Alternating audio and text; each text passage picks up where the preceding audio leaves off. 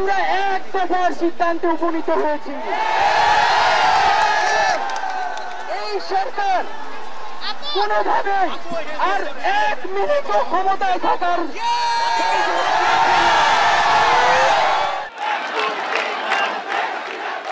প্রধানমন্ত্রী শেখ হাসিনার সরকারের পদত্যাগের এক দফা দাবি ঘোষণা করেছে বৈষম্য বিরোধী ছাত্র আন্দোলন। শনিবার ৩রা আগস্ট বিকেলে রাজধানীর কেন্দ্রীয় শহীদ মিনারের ছাত্র জনতার সমাবেশে এই দাবি তুলে ধরেন আন্দোলনের অন্যতম সমন্বয়ক নাহিদ ইসলাম। তিনি বলেন, আমরা আর তাদের কাছে কি বিচার চাইব?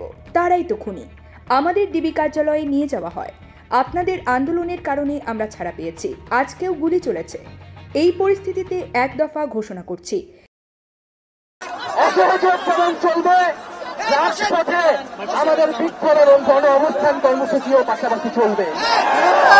সকল জেলায় জেলায় মহল্লায় আপনারা বিক্ষোভে নেমে আসুন এবং গণ অবস্থান তৈরি করুন।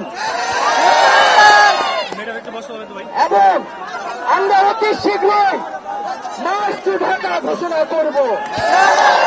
সারা বাংলাদেশের মানুষকে ঢাকায় আসার আহ্বান জানাব। আমরা এখনো দেখেছি যে বিশ্ববিদ্যালয়গুলোর দালাল ভিসি প্রক্টর গুলো এখনো ক্যাম্পাস বন্ধ করে রেখেছে। আমরা 24 ঘন্টা আলটিমেটাম দিচ্ছি, সকল পাবলিক বিশ্ববিদ্যালয় গুলার হলগুলো ফিরিয়ে দিতে হবে। যদি 24 ঘন্টার মধ্যে খুলে দেওয়া হয়, আমরা নিজ দায়িত্ব হলে হলে প্রবেশ করব। আজকে যারা বিভিন্ন প্রান্ত থেকে এসেছেন, স্কুল কলেজে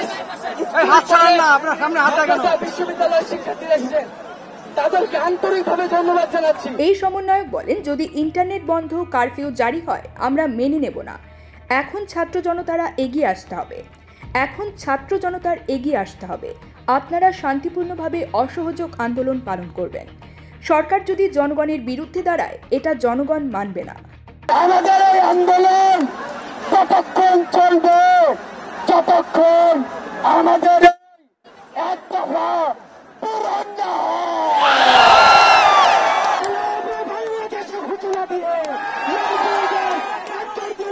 চলে গিয়েছে।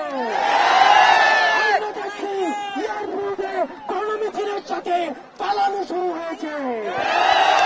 সুতরাং আমরা এই খুনি হাসিনা থেকে মুক্ত না হওয়া পর্যন্ত, তাদেরকে বিচারের আওতায় না আনা পর্যন্ত এই আন্দোলন চলবে। আমরা আমাদেরকে যাদেরকে শহীদ করেছে, আমরা স্পষ্টভাবে ঘোষণা করতে চাই, এখানে প্রত্যেকজন আবু সাইদ হয়ে গিয়েছে, মুক্ত হয়ে গিয়েছে। আমাদের এক দাবি, আমাদের আন্দোলন আজকে এমন, আমরা যেদিন আন্দোলনটাকে এই আন্দোলন থেকে এমন করে যেতে পারবো, সেই দিন আমাদের আন্দোলন শেষ হবে। সমাবেশে যোগ দেওয়া জনমানুষের ভিড় কেন্দ্রীয় শহীদ মিনারের প্রাঙ্গণ থেকে ছড়িয়ে যায় ঢাকা মেডিকেল কলেজ হাসপাতাল, জগন্নাথ হল সহ অন্যান্য রাস্তায়।